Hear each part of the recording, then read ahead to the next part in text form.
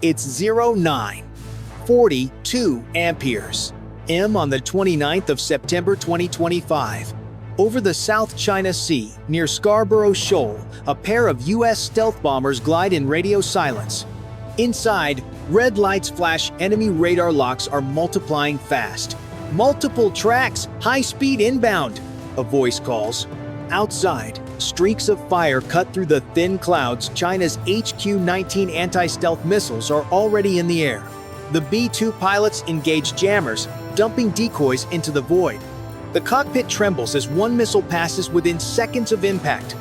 If the next one connects, the $2 billion bomber and its crew vanish before they ever reach their target. The mission hangs on seconds, and the sky has just turned hostile. Nightfall 2 fans left to split threats. Nightfall 1 drops 10 meters, trades altitude for speed, and tucks into broken cloud.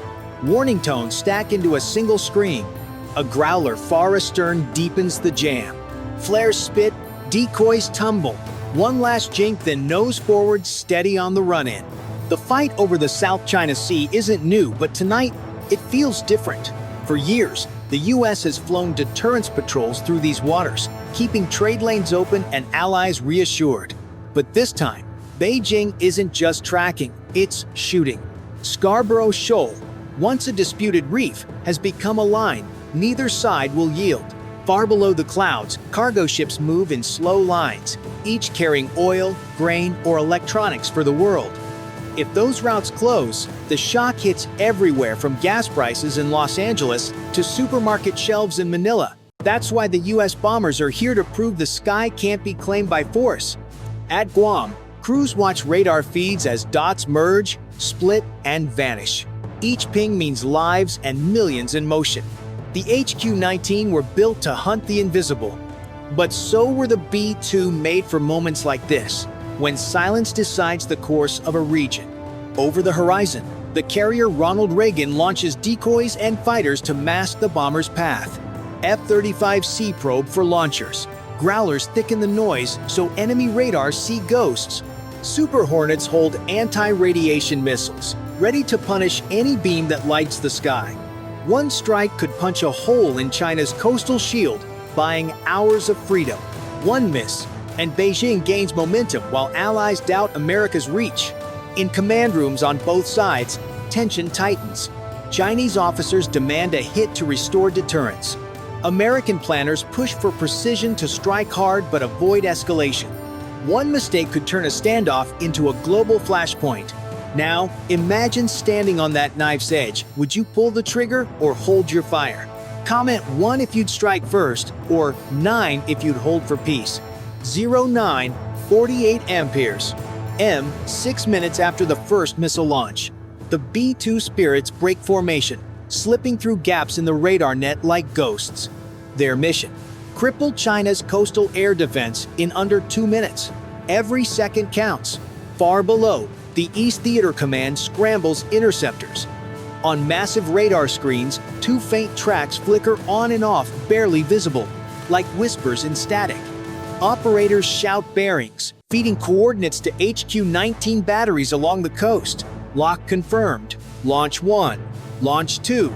From the bomber's perspective, it's chaos in slow motion. The pilot's voice stays calm, but his hands tremble slightly on the controls. Nightfall 1. Adjusting heading 270. Copy, comes the reply. On the left display, streaks of light surge upward from the mainland.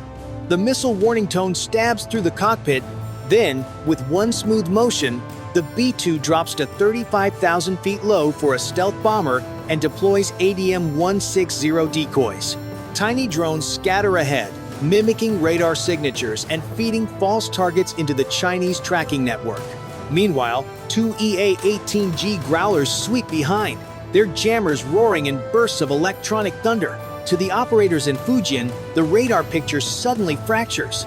Dozens of bombers appear where there were only 2. Confusion spreads. One HQ-19 battery fires blindly, another goes silent. Nightfall 2, clear to strike. The controller in Guam radios. The response is immediate. Bomb bay doors open.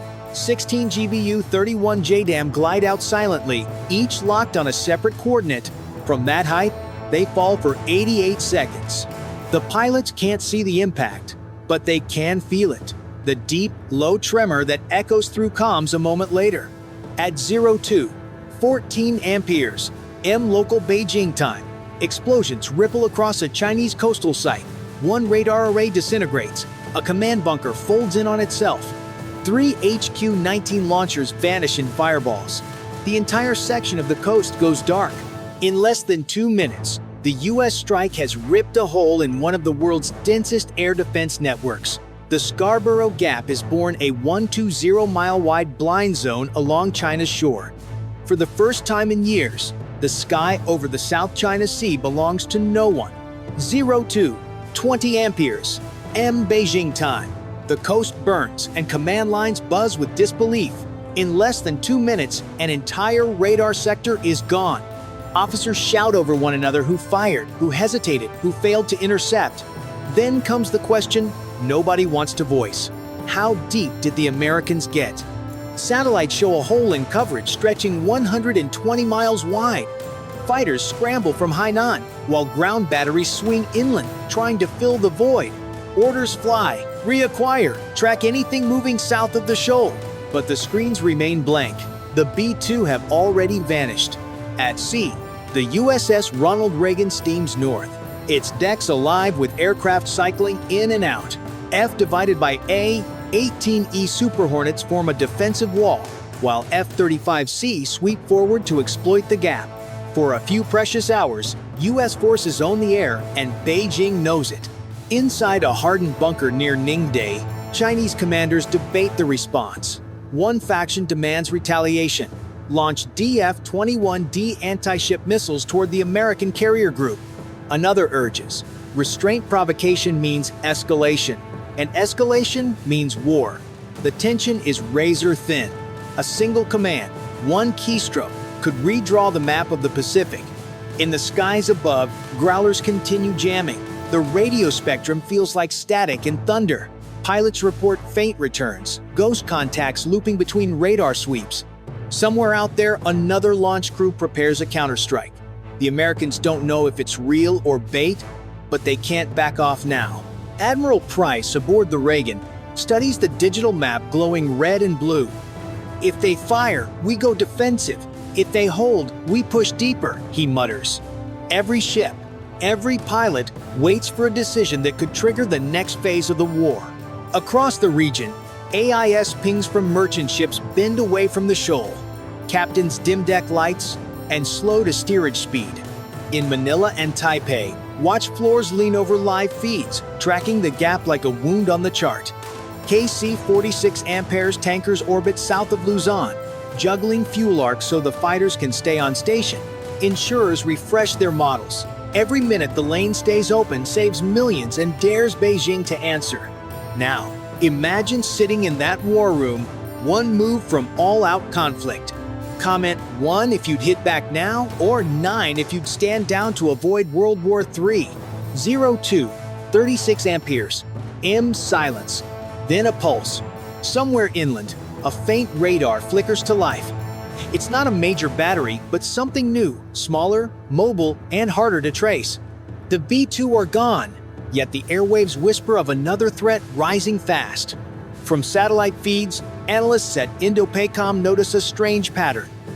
Low-altitude blips hugging the coast, racing toward the sea.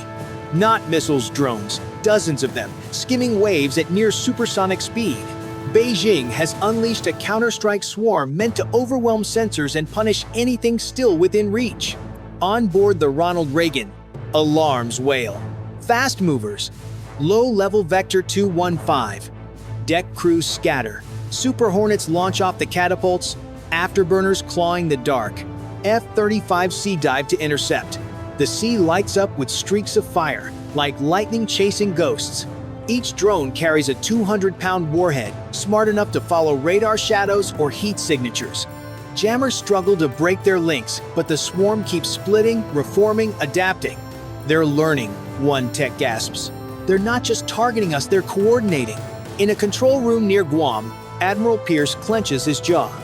China just changed the game, he says quietly. For the first time, the US Strike Group faces a weapon built to exploit its own strengths, speed, precision, and dependence on data. Below deck, fire teams wait by hoses. In CIC, radar screens flash red arrows sweeping outward from the coast. Out on the horizon, small boats drop reflective buoys to thicken sea clutter, while a faint inland emitter flickers like bait. A heartbeat of silence stretches long enough to feel endless. The next few minutes will decide if the carrier survives or burns. 02. 41 amperes. M. The first drones break through the jamming field. Radar icons multiply faster than anyone can track. Alarms layer over one another as the Combat Information Center turns blood red with warning lights. Targets inbound 50, maybe more. Engage with SIS. The ship trembles. Phalanx cannons roar, spewing a stream of tungsten shells that carve glowing arcs into the darkness. The sky becomes a storm of tracers, each one a desperate attempt to stop a steel insect moving at Mach 1.2. One drone explodes mid-air. Another slams into the water, shredding waves into fire. Yet, the swarm keeps coming. F divided by A. 18E dive through the chaos, missiles streaking off their wings. F-35C lock on to the lead group and fire AARGM-ER. For a moment, the night lights up like a second sunrise, detonations rippling across the sky. But for every contact destroyed, two more appear. They weave between countermeasures, learning the ship's rhythm, anticipating her defenses. One slips low, hugging the waves. Another loops high, diving straight for the deck. Impact warning 10 seconds. Brace, brace, brace. A drone slams into the sea 30 yards off the port side. The blast lifting spray over the flight deck. Alarms scream again, but the ship holds. Damage control teams sprint through smoke and salt, sealing compartments, flooding burning sections with foam. Above, an F-35C takes a direct hit, its wing shears off, spinning in flames before splashing down. The pilot ejects, chute blossoming white against the red horizon. A growler swoops in low, jamming the last wave before it can home in. Then silence. The radar clears. Only static remains. On the bridge, Admiral Pierce exhales for the first time in minutes. Status? Deck's intact. We're still here, sir. Around the world, analysts replay the footage, frames of fire and courage over dark water. It's a miracle and a warning rolled into one. The US can still win, but the margin is razor thin. Below, engineers count the scars. Shrapnel gouges along the island, 2 antennas seared. A fuel line nicked, but sealed. Flight deck crews respot aircraft, medics tape burned palms, and the carrier steadies into the wind. If you were standing in Admiral Pierce's place, watching that last drone dive in, would you order a counterstrike or call it a night? Comment 1 to strike back, or 9 to hold and keep the peace. Dawn breaks over the South China Sea. Smoke still drifts across the horizon, curling like ghosts over a quiet sea. The Ronald Reagan moves slowly now, her deck scarred but alive. Every sailor feels the weight of what almost happened and what could still come next. Hours later, Pentagon analysts confirm it. The strike opened a 120-mile blind spot along China's coast, the Scarborough Gap. It won't last long, maybe days, before satellites and mobile radars patch it. But for now, the gap is real, and the message even clearer: America can still reach anywhere it chooses. In Beijing, footage of the burning radar sites is scrubbed from the state feeds. The official line calls it routine coastal activity. Yet inside command circles, no one buys it. Engineers are told to triple production of counter-drone units. The East Theater Command rehearses new interception drills. The silence of retaliation isn't peace, it's calculation.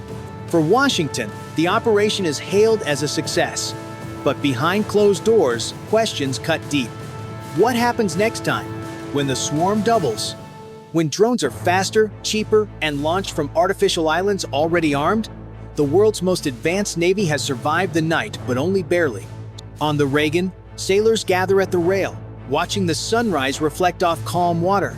Some cheer softly, others stare in silence. The ocean looks peaceful again, But no one believes it will stay that way. War has changed. The next strike won't come from where they expect it, never does. Admiral Pierce stands on the bridge, his reflection merging with the glow of the morning sea. "We held," he says quietly, "but they're learning faster than we can adapt." He turns away as the horizon brightens a new day that feels anything but peaceful.